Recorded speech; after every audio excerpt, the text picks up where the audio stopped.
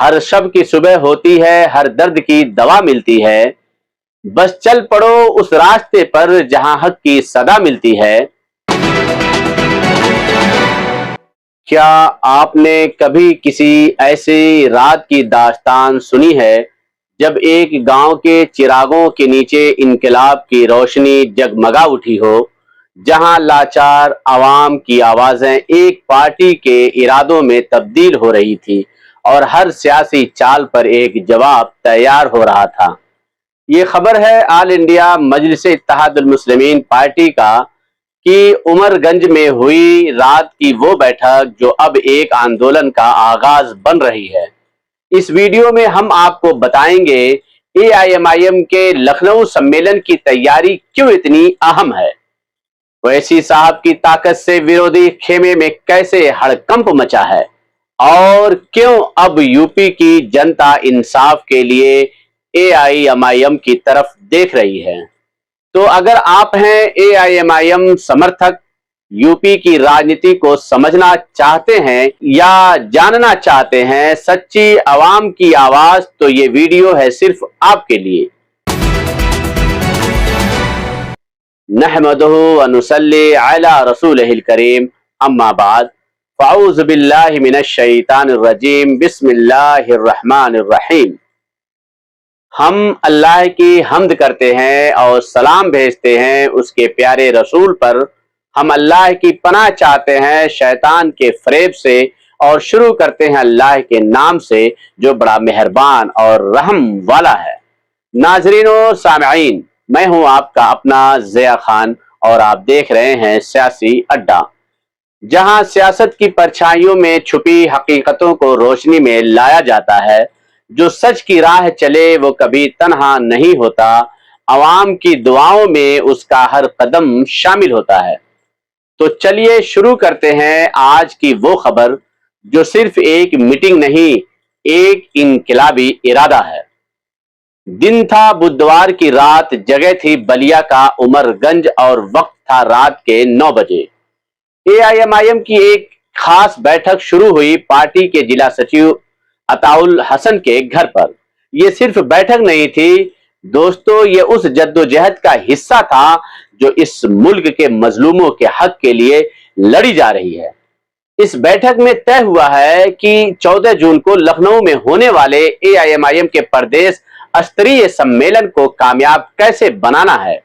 हर विधानसभा में कौन जिम्मेदारी उठाएगा ये भी तय कर दिया गया है।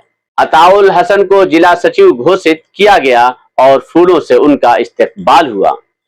एआईएमआईएम के प्रदेश महासचिव मोहम्मद शमीम खान ने जैसे ही माइक संभाला तो बोले, आज हर फर्जी सेकुलर पार्टी में बौखलाहट है, चाहे सपा हो, बसपा या कांग्रेस।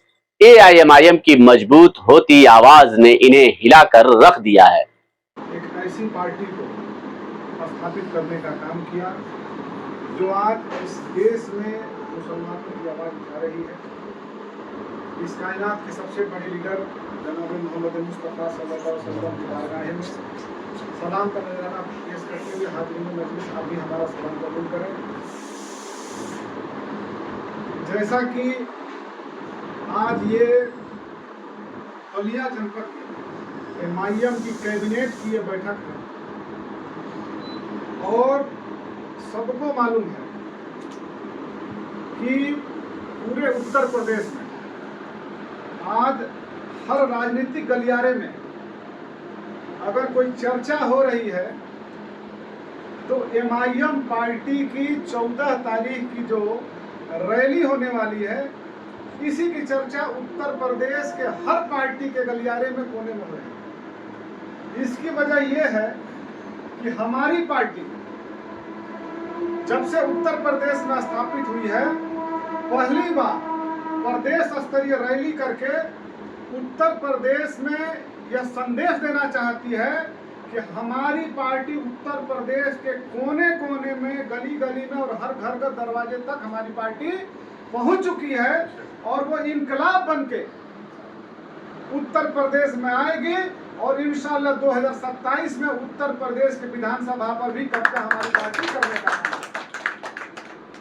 आज ये जो समाजवादी पार्टी, कांग्रेस पार्टी और ये बहुजन समाज पार्टी, जिनको हमारे लोगों ने अपना एक वोट देकर सत्ता में लाने का काम किया है, आज उनकी नींदें उड़ गई हैं कि अरे भाई ये पार्टी तो आज प्रदेश का सम्मेलन करने जा रही है, कल ये सत्ता में भागीदारी करेगी, हमारी कुर्सी खतरे में।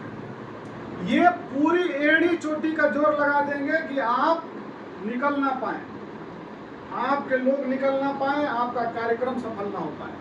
लेकिन हमारे कार्यकर्ता, हमारे जो पदाधिकारी हैं, उनका इरादा इतना मजबूत है कि इस बार उनके यहाँ मैसेज पहुंच चुका है कि कारवां रुकेगा नहीं। इंशाअल्लाह इस बार वो रिकॉर्ड टूटेगा कि पूरे उत्तर प्रदेश में और लखनऊ में इतना सफल सम्मेलन किसी भी पार्टी का नहीं हुआ होगा तो 14 तारीख को होगा।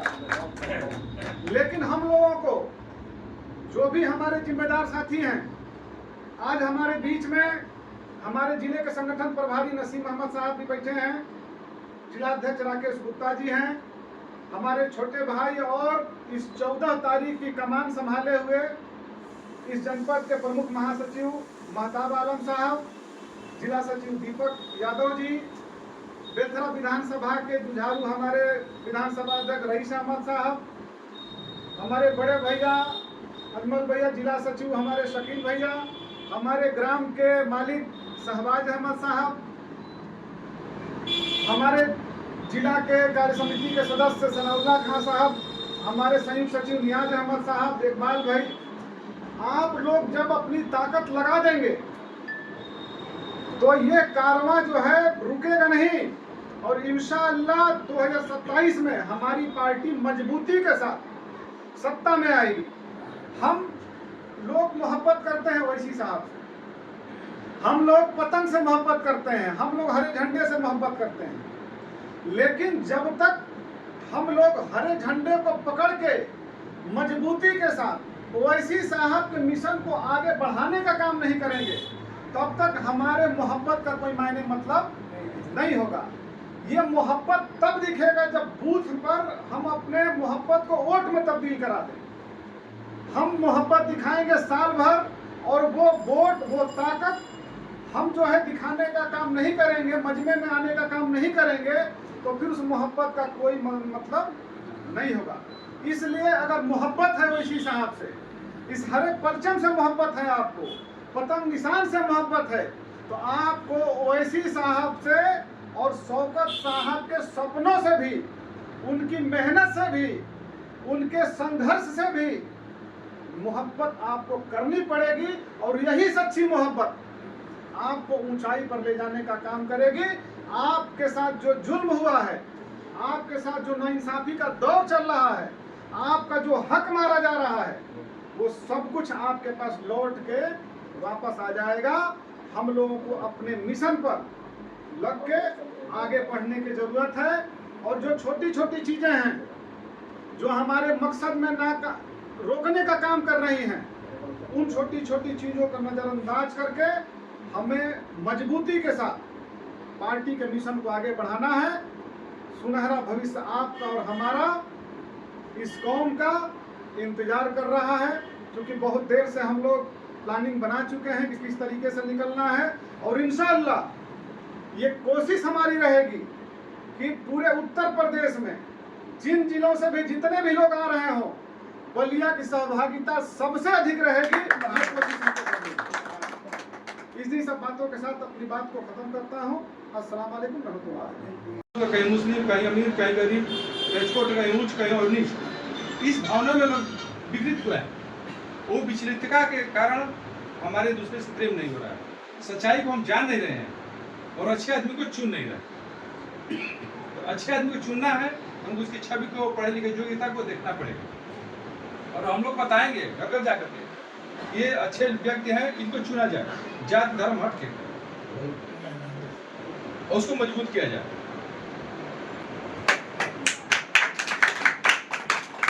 दोस्तों, ये वक्त है नजरें खोलने का।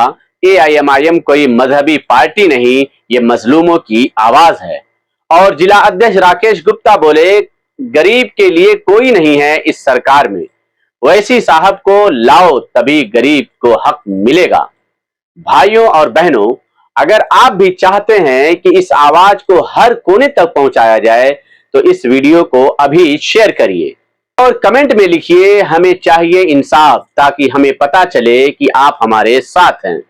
इस मीटिंग में शामिल रहे AIMIM के कई जुझारू नेता अताउल हसन, शकील अहमद, दीपक यादव, सनाउल्लाह खान, इमरान अहमद, इकबाल अहमद, वकील अहमद, छोटन राजभर, त्रिभुवन राम इत्यादि लोग मौजूद रहे। हिंदू, मुस्लिम, दलित, पिछड़े सब एकजुट, यही है AIMIM की पहचान, यही है जमीनी सियासत। अगर आपको लगता है कि इस मुल्क में हर गरीब, हर बेबस इंसान को इंसाफ मिलना चाहिए तो कमेंट में सिर्फ एक नाम लिखिए, ओवैसी साहब। आपके एक कमेंट से हमें हौसला मिलेगा और ये खबर आगे और भी आवाजों तक पहुंचेगी। क्या आपको लगता है कि मौजूदा सरकार में गरीबी को कोई सुनवाई है?